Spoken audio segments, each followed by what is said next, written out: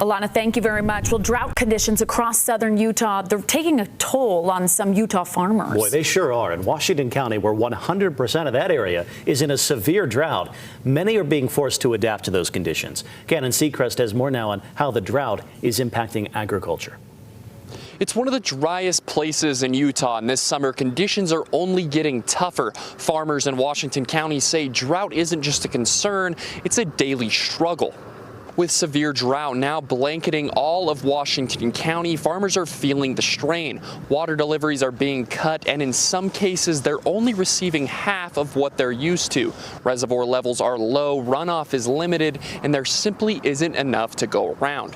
For many in agriculture, that means making tough decisions about what to grow or whether they can keep growing at all. Ed Bowler, a longtime rancher and farmer who also serves on the local water board, says it's the agriculture community that's bearing the brunt.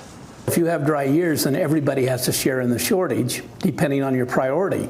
And so, yes, the farmers have been at a 40 to 50% curtailment, water that you can't use, simply because first of all, there's not a lot of water coming down, and then on the storage, you only get your percent. So the farmers have been taking the hit. Some farmers are working hard to conserve, but if the drought continues and storage levels drop even further, the future of some of these farmers here in southern Utah could be at risk. Reporting in Washington County, Cannon Seacrest, ABC4 News.